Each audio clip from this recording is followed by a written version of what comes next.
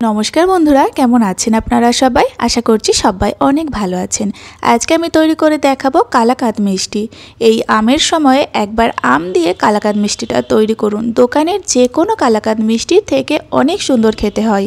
ছানা বানানোর ঝামেলা ছাড়াই আজকে আমি এই দারুণ টেস্টি কালাকাঁদগুলো তৈরি করে দেখাবো অনেক সহজভাবে।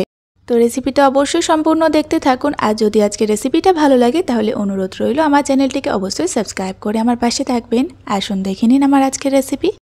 তো আজকে কালাকাঁদ মিষ্টির জন্য প্রথমে কিন্তু আমাদের এখানে লাগছে আম। আমি একটা আম নিয়ে নিয়েছি আর আমটা কিন্তু অবশ্যই পাকা হবে, একটু কালারটাও বেশ ইয়েলো কালার হবে আর তার সঙ্গে কিন্তু একটু মিষ্টি হবে। আমের আমি দুই দিকের অংশটা কেটে নিয়েছি। তো এখানে আমি যতটা পরিমাণে পনির নেব ততটা পরিমাণে এখানে আমি আমের পাল্প বার করে নিচ্ছি। তো একটা আমের দুদিকের অংশ নিয়ে নিলেই হবে। আমি 100 গ্রাম পনির দিয়ে কিন্তু আজকে কালাকাঁদ তৈরি করে দেখাবো। তো প্রথমেই বলেছি ছানা বানানোর ঝামেলা ছাড়াই আজকে কালাকাঁদ তৈরি হবে। তো দেখুন আমগুলো ঠিক এরকমভাবে আমি কেটে নিলাম, আপনারা দেখতেই পেলেন। এবার এই শাঁসগুলোকে আমি ছাড়িয়ে নিচ্ছি। তো দুই সাইড থেকেই যেটুকু পরিমাণে শাঁস পাওয়া যাবে ততটাতেই কিন্তু হয়ে যাবে। তো আপনারা চাইলে আটির যে অংশটা আছে সেখান থেকেও শাঁসগুলো নিয়ে নিতে পারেন। তো দেখুন এইভাবে কেটে নেওয়ার পরে এটাকে কিন্তু মিক্সিং জারের মাধ্যমে একবারে ভালো করে ব্লেন্ড করে নিতে হবে, একদমই মিহি করে। তো এটাকে মিহি করে আমি ব্লেন্ড করে আলাদাভাবে রেখে দেব, ততক্ষণে বাকি প্রিপারেশনগুলো করে নেব। তো দেখুন আজকে বলেছি আমি ছানা ছাড়াই এই কালাকাঁদ মিষ্টিটা তৈরি করব। তো তার জন্য আমি নিয়ে নিয়েছি বাজারের কেনা 100 থেকে 150 গ্রাম মতো পনির। পনিরটা কিন্তু এখন গ্রেট করে নিতে হবে। তো পনিরটা যে পাত্রের মধ্যে গ্রেট করব সেটা একটা কড়াইয়ের মধ্যে গ্রেট করে নেবেন, কারণ এটা সরাসরি গ্যাস ওভেনে দিয়ে রান্না করে নিতে হবে। প্রথমেই একটা কড়াইয়ের মধ্যে এই মিশ্রণটাকে মেখে নেবেন, তাহলে অনেক সুবিধা হবে। তো আমি কিন্তু কড়াইয়ের মধ্যেই নিয়ে এই পনিরটাকে গ্রেট করে নিলাম। তো সম্পূর্ণ পনিরটা গ্রেট করা হয়ে গিয়েছে দেখুন। আর এখন কিন্তু একদম সফট, হাতের মধ্যে মিলিয়ে যাচ্ছে। দেখুন ছানার থেকেও কিন্তু একদম সফট হয়েছে। তো এবার এর মধ্যে আমের পাল্পটা মিশিয়ে দেব, তার সঙ্গে দিয়ে দিচ্ছি 3 চামচ চিনি। কালাকাঁদ মিষ্টি একটু হালকাই হয় তাই 3 চামচ দিলেই হবে। তো তার সঙ্গে আমি দিয়ে দিচ্ছি 3 চামচ পরিমাণে আমল দুধের গুঁড়ো আর দিয়ে দেব 1 চামচ ঘি। তো অবশ্যই ঘিটা দেওয়ার চেষ্টা করবেন, তেলটা দেবেন না। আর যদি মনে হয় ঘিটা নেই তাহলে কিন্তু ঘি ছাড়াও এটা তৈরি করে নিতে পারেন। এবার হালকা হাতে একটু মিশিয়ে নেব আর এটা মাখার জন্য এখন অ্যাড করে দেব দুধ। তো এখানে গরুর দুধ নিয়েছি 5 চামচ পরিমাণে। তো দুধটা জাল করা ছিল না, কাঁচা অবস্থাতেই দিলাম। জাল করা দুধও এখানে দিতে পারেন, আবার গরম জলও দিতে পারেন, আবার তার সঙ্গে কিন্তু আমুল দুধ গরম জলের মধ্যে গুলেও দিতে পারেন। এবার হাতের সাহায্যে খুব ভালোভাবে চটকে মেখে নিতে হবে, মোটামুটি 1 থেকে 2 মিনিট মতো। একদম মিহি করে মেখে নিতে হবে, হাতের মধ্যে কিন্তু কোনো দলাভাব থাকবে না। তো মোটামুটি 1-2 মিনিট মেখে নিয়েছি। দেখুন মিশ্রণটা ঠিক এরকম দেখতে লাগছে। আর আমের জন্য কিন্তু ভীষণ সুন্দর একটা কালারও তৈরি হয়েছে, এখানে কোনো রকমের কিন্তু কালার ইউজ করা হয়নি।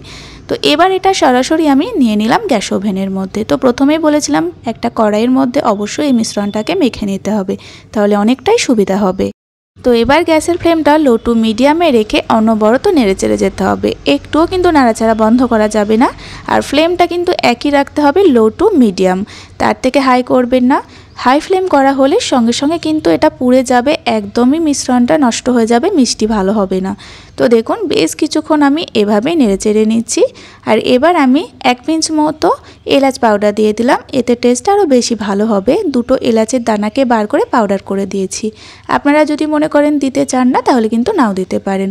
তো আবারও আমি মিশিয়ে নেব, মোটামুটি এটাকে 2-3 মিনিট লাগবে রান্না করতে, মানে এর মধ্যে পাকটা আসতে মোটামুটি 2-3 মিনিট লাগবে। তো এভাবে আমি নাড়াচাড়া করছি, দেখতেই পাচ্ছেন আস্তে আস্তে কিন্তু এটা একটু গলে গিয়ে পাতলা হয়ে যাবে, কারণ এটার মধ্যে চিনি আছে। তো তারপরে বেশ কিছুক্ষণ নাড়াচাড়া করলেই কিন্তু ঠিক এরকম একটা মিশ্রণ তৈরি হবে। এটা খুব একটা যে শক্ত করে নামাবেন সেটাও নয়, কারণ ঠান্ডা হওয়ার পরে অনেকটা শক্ত হয়ে যাবে। তো এরকম একটা শক্ত করে আমি নামিয়ে নিচ্ছি, আপনাদের আমি খুন্তির সাহায্যে তুলে দেখিয়ে দিলাম। তো এইভাবে এটাকে নামিয়ে নিতে হবে, মানে একটু টেনে যাবে, দেখবেন একটু আঠালো আঠালো ভাবও চলে আসবে, সেরকমভাবে নামিয়ে নিতে হবে। তো এবার এই মিশ্রণটাকে একটা থালার মধ্যে ঢেলে নিচ্ছি। আর থালার মধ্যে কিন্তু আমি আগে থেকে ঘি মাখিয়ে নিয়েছিলাম। এবার খুন্তির সাহায্যে এটাকে একটু ছড়িয়ে দেব। আর যেই থালাটা এখানে এই কালাকাঁদ মিষ্টিটা সেট করার জন্য রেডি করবেন সেই থালাটা কিন্তু একটু ছোট নেবেন। তাহলে কি হবে, কালাকাঁদ মিষ্টিগুলো একটু মোটা মোটা তৈরি হবে। আর বেশি পাতলা থালা নিলে কি হবে, মানে একটু বড় থালা নিলে কি হবে, মিশ্রণটা অনেকটা জুড়ে পাতলা করে ছড়িয়ে যাবে। সেই ক্ষেত্রে কি হবে, কালাকাঁদ মিষ্টিগুলো একদমই পাতলা তৈরি হবে। আর কালাকাঁদ মিষ্টি কিন্তু একটু মোটা হয়, সেটা আপনারা দেখেইছেন। তো এইভাবে দেখুন সমান করে নিলাম, চারপাশ থেকে একটু সমান করে দেব। তো এটাকে আমি এভাবে এখন ঠান্ডা করতে দেবো, একদমই এখন কাটা যাবে না, বেশ কিছুক্ষণ ভালোভাবে ঠান্ডা করে নেব। তো মোটামুটি 15 মিনিট আমি ঠান্ডা করেছি, এখন অনেকটা শক্ত হয়েছে। তবে এই অবস্থায় এটাকে আমি কেটে নেব। তবে কাটার পরে কিন্তু কালাকাঁদ মিষ্টিগুলো একদমই তুলতে যাব না। যে কোনো কালাকাঁদ মিষ্টি তৈরির ক্ষেত্রে যদি এই টিপসটা ফলো করেন তাহলে একদম পারফেক্টভাবে কালাকাঁদ মিষ্টিগুলো উঠবে। তো যেমন এইভাবে আমি কাটার পরে কিন্তু এই কালাকাঁদ মিষ্টিগুলো এখন একদমই তুলব না। এটাকে মোটামুটি আমি ফ্রিজে ঠান্ডা করে নেব 15 থেকে 20 মিনিট মতো। তারপরে দেখবেন কতটা সুন্দরভাবে কালাকাঁদ মিষ্টিগুলো থালা থেকে সহজেই উঠে যাবে, একটা কালাকাঁদ মিষ্টিও কিন্তু ভেঙে যাবে না। তো দেখতেই পাচ্ছেন আমি এরকম 4 কোণা শেপ করে কেটে নিয়েছি। তো চলুন এটাকে এখনও কিন্তু আমি 15 মিনিট ফ্রিজে রেখে দেবো, আপনারা চাইলে ডিপ ফ্রিজেও রেখে দিতে পারেন। তো মোটামুটি 15 মিনিট ফ্রিজে রেখেছিলাম, আমি কিন্তু ডিপ ফ্রিজেই 15 মিনিট রেখেছিলাম। এবার আপনারা দেখতেই পাবেন, দেখুন কতটা সহজে কালাকাঁদ মিষ্টিগুলো উঠে যাচ্ছে, একদম কিন্তু পারফেক্ট হয়েছে। আর যদি গরম অবস্থায়, মানে কুসুম গরম অবস্থাতেও এটাকে তুলতে যান তাহলে কিন্তু এগুলো ভেঙে যেতে পারে। তো এই টিপসটা অবশ্যই ফলো করে দেখবেন, মানে ফ্রিজে রেখে তারপরে এই কালাকাঁদটাকে তুলতে যাবেন। তো সমস্ত কালাকাঁদগুলোই উঠে যাচ্ছে, দেখুন একটা প্লেটের মধ্যে এখন সার্ভ করে নিয়েছি। আর কতটা সুন্দর একটা কালার তৈরি হয়েছে আমের জন্য। আমের এই কালাকাঁদ মিষ্টিগুলো খেতে যে কী অপূর্ব হয়েছিল বন্ধুরা, আপনারা এই আমের সময় কিন্তু মিস করবেন না, একবার হলেও বানিয়ে দেখবেন। খুবই সামান্য উপকরণে তৈরি করা যায়, খেতে তো দোকানের থেকে অনেক সুন্দর হয়। একটা ভাঙার পরে আপনারা বুঝতে পারবেন কতটা সুন্দরভাবে কালাকাঁদ মিষ্টিটা তৈরি হয়েছে। দেখুন খুব সুন্দরভাবে শক্ত হয়েছে, আবার খুব বেশি শক্তও নয়, খুব বেশি নরমও না, একদম পারফেক্ট যেমনটা দোকানের হয়। তো চলুন আপনারা কালাকাঁদ মিষ্টিটা অবশ্যই তৈরি করুন আমের এই সিজনে, আশা করি অনেক ভালো লাগবে। আর যদি ভালো লেগে থাকে আজকের রেসিপিটা তাহলে একটা লাইক অ্যান্ড কমেন্ট করে যাবেন। আর আমার চ্যানেলটিকে অবশ্যই সাবস্ক্রাইব করে পাশে থাকা বেল আইকনটি প্রেস করে রাখবেন।